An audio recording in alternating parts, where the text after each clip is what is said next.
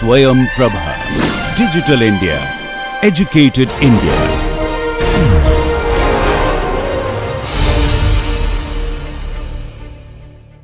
Hello everybody, welcome back. We're going to talk about something entirely new, radicals. Okay, totally new radical idea.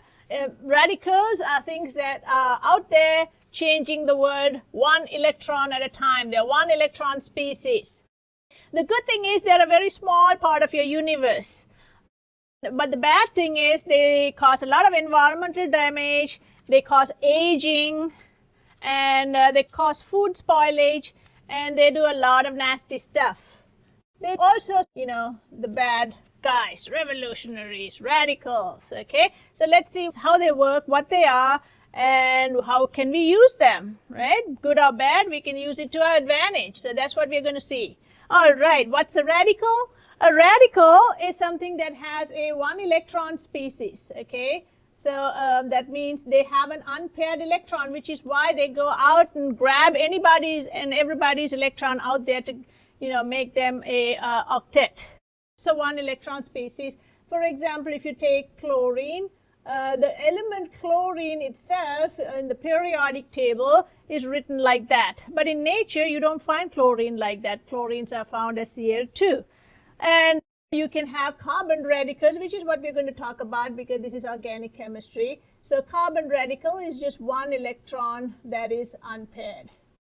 So you may say, well, yeah, it's new, but we've seen things like this before. We've seen a carbocation. A carbocation has got a positive and an empty orbital, a hole, nothing inside, and this is a plus. And we've seen carbanions where you have a orbital with two electrons.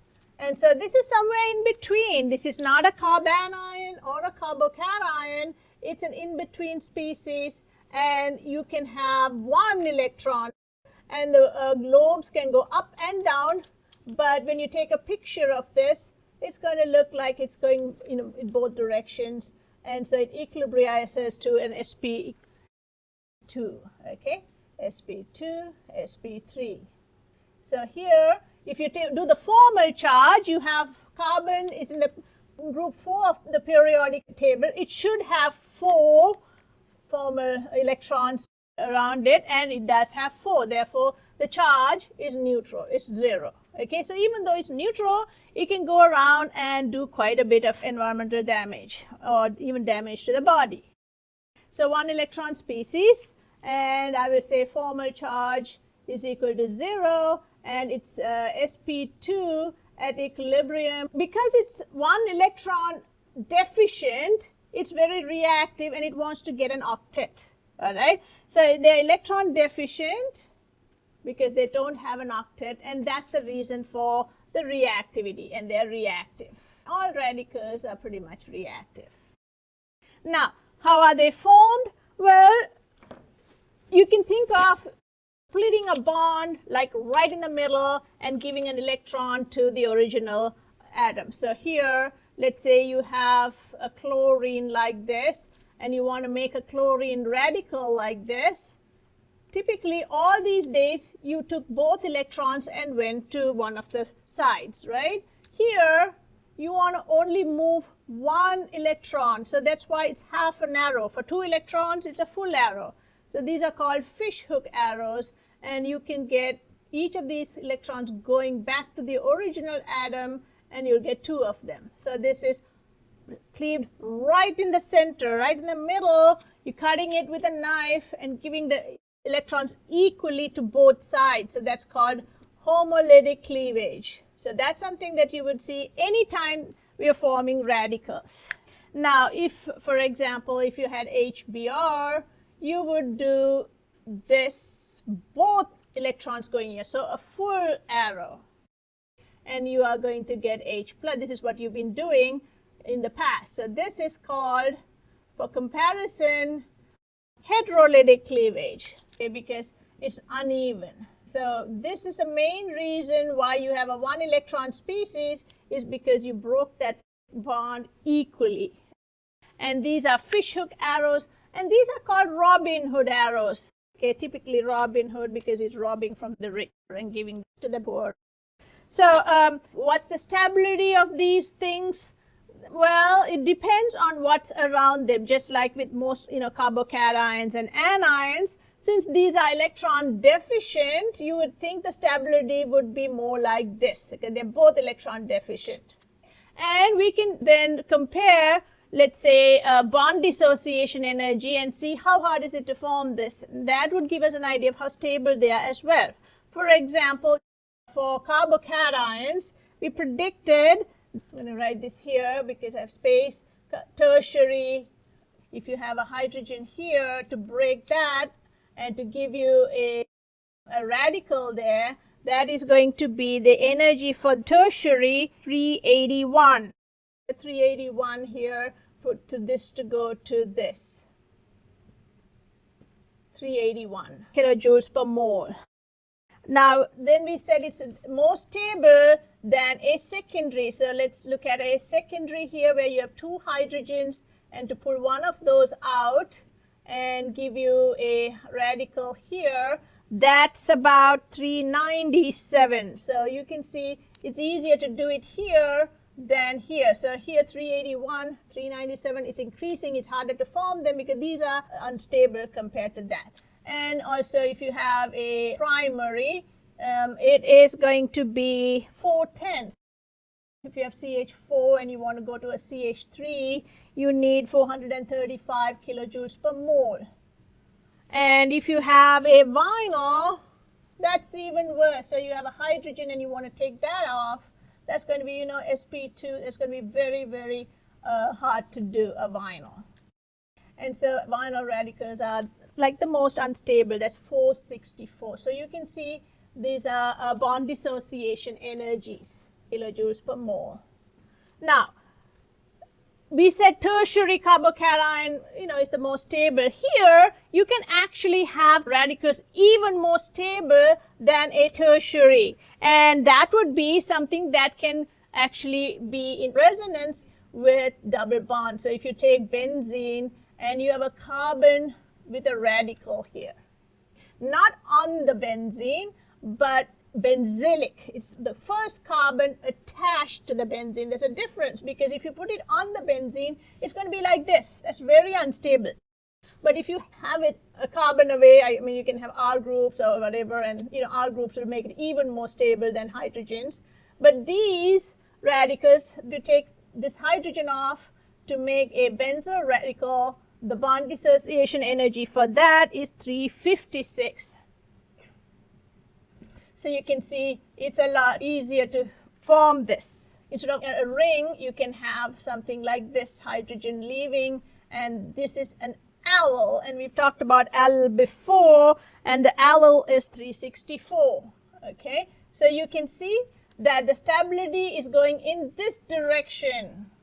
Again, if you have R groups here, it's going to be even more stable. So tertiary allyl or tertiary benzyl would be better than a secondary benzyl, better than a primary benzyl.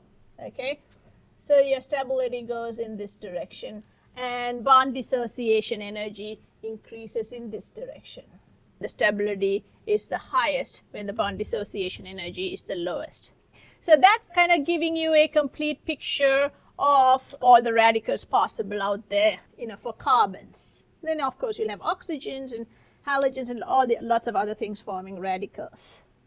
All right, so we can see why this radical is so much more stable than this, just because it's next to pi bonds, and they can just go in and party with those pi bonds and have a good time. So you can see how this radical comes in, breaks up this pi bond. Again, homolytic cleavage, and you are going to get a radical here, while these form a pi bond right here. Okay, so let me do that with a different color pen so you can see it. So you can see that these are going to go in different directions, and you will form a pi bond right there. And then the electron here from that pi bond is going to be here. Now that is going to then go with the neighboring pi bond, which I'm going to put in pink color here, just so that you'll know that the sigma bonds in a resonance don't ever participate. Well, they don't want to stop here. So again, draw a fish hook arrow. That means a half arrow to show you're going to form a pi bond. And here's another half arrow to show that you're going to form a pi bond. And here is the other one going to the next carbon. All right, so because if you break that up, that electron's got to go somewhere. So now again, here's your sigma framework. And you can see that the pi bonds are the ones moving around.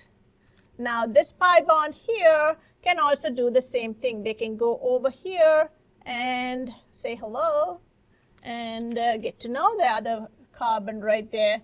Pi bonds are moving along the ring and having a good time. So the electron here, a single electron comes over, and these two make a pi, and these are the pi's that moved in earlier. And with every single resonance structure, you have to be able to go back to the beginning so you can do it all over again. So here these two can make a pi bond, and this fish hook arrow then goes over and puts it right at the end. And so you can see all these resonance structures allow for delocalization of electrons, and we already talked about how delocalization of electrons always make a molecule or an intermediate more stable. So that's the reason for this low bond dissociation energy, because this is really stable. Whereas here, you have absolutely no resonance. Here too, you have some resonance with these, popping over, going from end to end. All right. So what good is this? Can we use it for our benefit? Yes, we do. A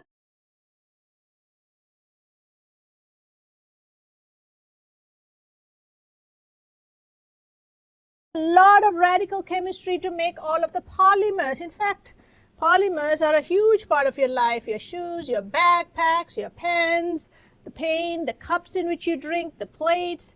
A lot of the things in your house are made of polymers, and polymers are generated through radicals. Almost all radical reactions go through a three-step mechanism of radical reaction. Initiation, propagation, termination. All right, initiation. So the first one is you got to make the radical, because everything out there in nature is neutral, so you got to first make them. So initiation. I know it sounds like joining a gang and shaving off your head and getting a gun. It's kind of like that here too. So let's say you have initiation here. You're going to take a reaction. Let's say I'm going to take a molecule like that and put a bromine on the molecule. So there are only two reactions that you're going to learn on alkanes, and one is combustion, which you've already done, carbon dioxide and water by burning this, and the other is this free radical halogenation.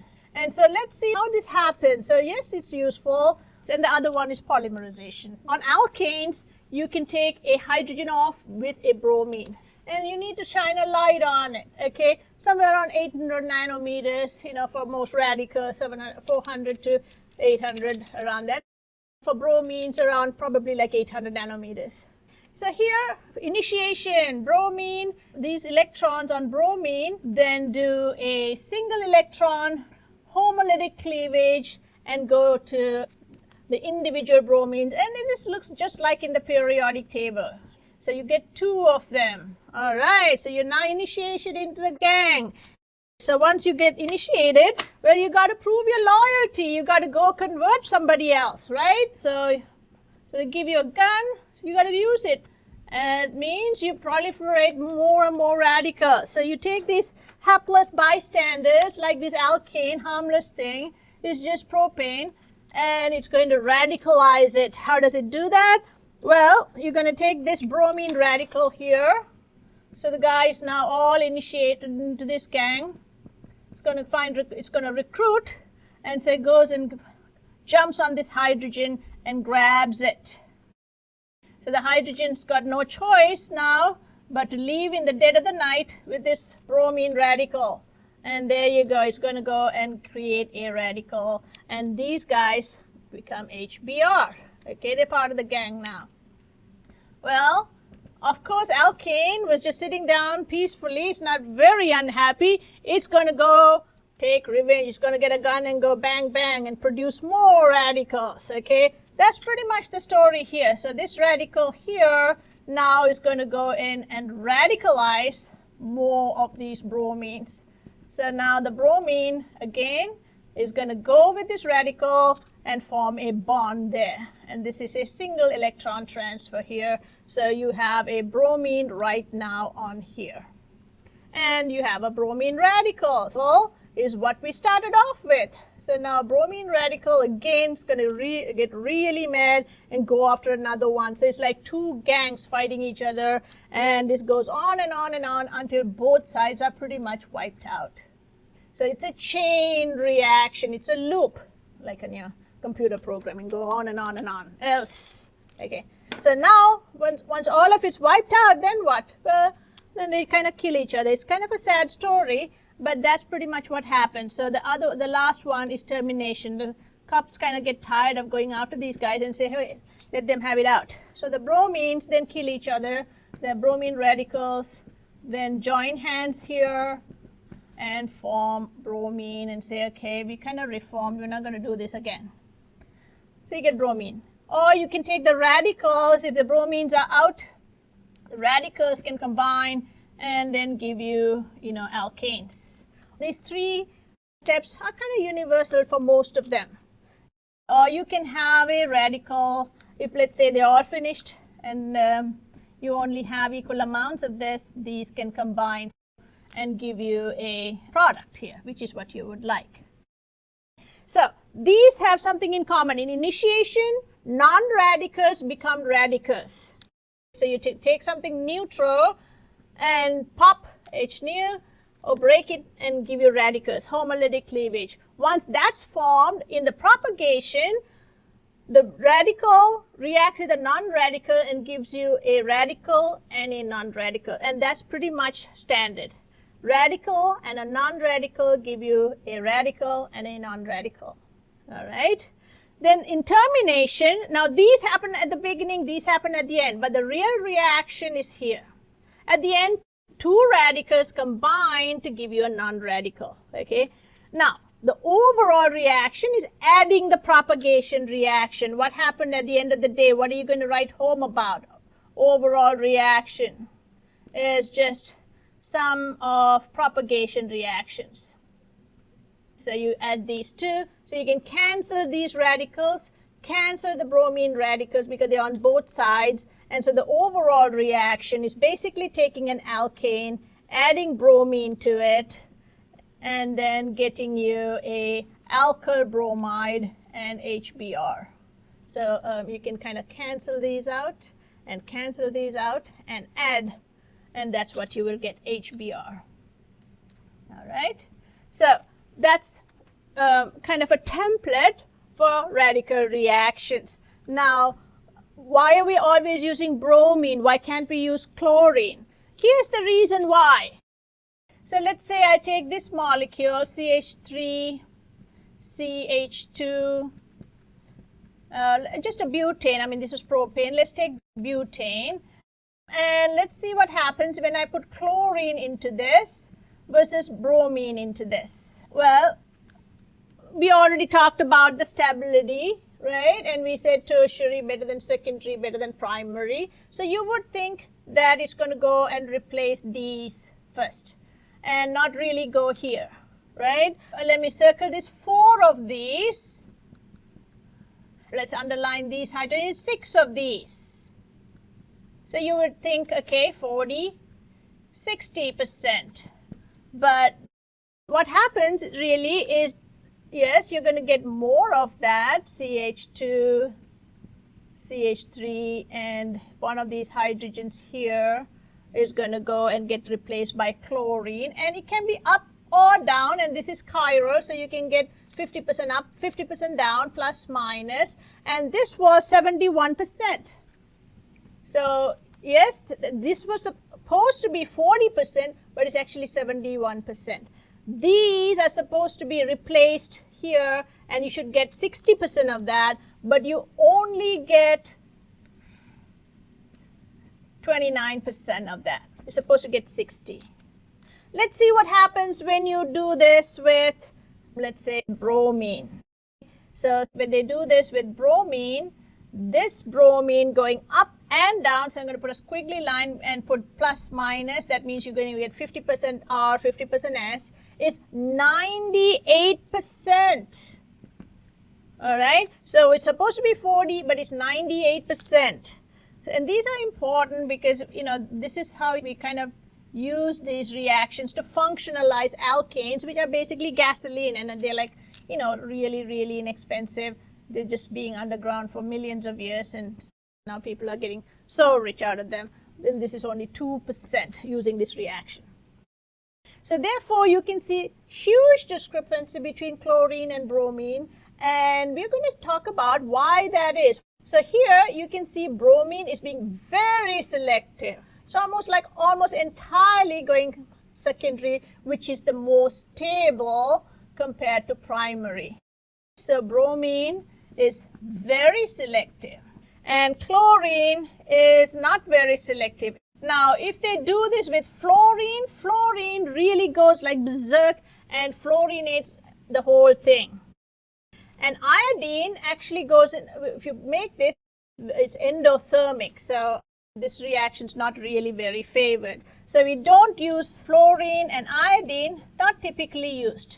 Fluorine is the most electronegative, most reactive radical out there. It's just going to perfluorinate the whole thing. So there's really no point in doing this reaction unless that's what you want. Iodine is not even going to take off because it's very endothermic. Bromine is the one that's always chosen. So when you do free radical reactions, if you have a choice between choosing between bromine and chlorine, you'll want to go bromine. It's very selective. It's not very reactive. Whereas chlorine is going to be not very selective, but it's very reactive. So there's always a trade-off. If you're very reactive, chances are that energetically you're not being very selective. If you're very selective, chances are energetically it's not possible for you to be very reactive. So we're going to see why that is in a minute.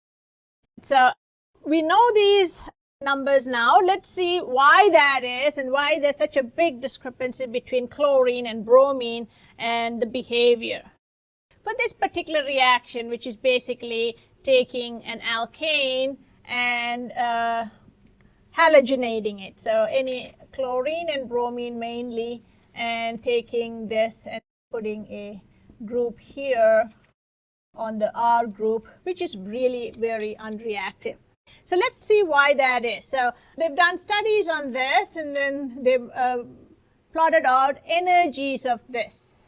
Basically delta H, okay, for the reaction of chlorine. This is for chlorine. And they have done that the same thing with bromine. This is their delta H. I mean, you could also say basically delta G as well. Let's just focus on this for right now. And this is your reaction coordinate. Here, for the chlorine reactions, if you take a propyl group and put a chlorine, these are the energies. They found that this goes to a transition state, and then the energy here goes down and you get an intermediate. So you can get either a primary or secondary. So the primary is going to be a little higher energy than the secondary. So let's say this is your secondary, your primary is going to be a little higher energy, and that's going to be your primary radical. Now the reaction obviously has to continue, and then after that this is going to get chlorinated. It's going to go at the end here, and chlorine will go in the middle here. Now they found the energies of this, and the energies of these are going to be minus an 8 kilojoules per mole. This is going to be a minus 17. Okay. Then going from here to here is about a negative minus 96 or 90-ish.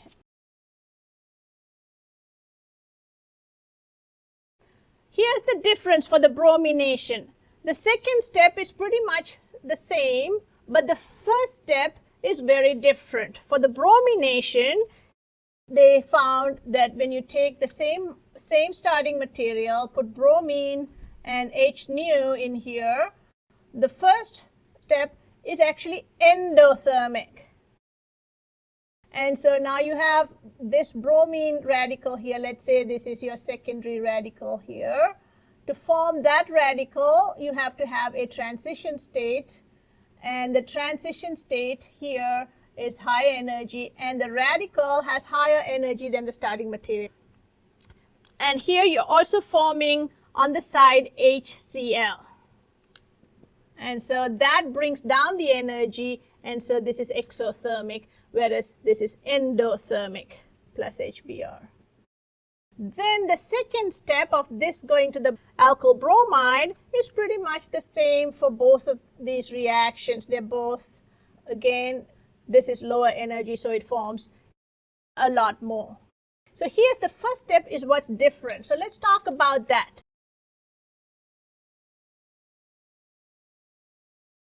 To go over why that is, you would have heard of the Hammond postulate. So let's invoke the Hammond postulate here as well. So these are not to scale. This is about plus 50, and this is about plus 59. And the second part of the reaction is very similar, about minus 92 kilojoules per mole. So here's where the difference is. Exo versus endo. So this is exo versus endo for the first part.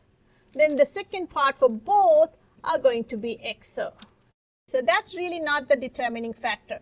So Hammond postulate says that in a reaction mixture, if the species have similar energies, then their structure is also similar. Okay, it's a very old and very kind of common sense postulate. So in a reactant mixture, the species with similar energies have correspondingly similar structures, structural features or structures. If you take the reaction with the chlorine, this is your intermediate and this is your transition state. In the transition state, you're having your hydrogen going off with your chlorine, and that's very exothermic, okay, forming HCl.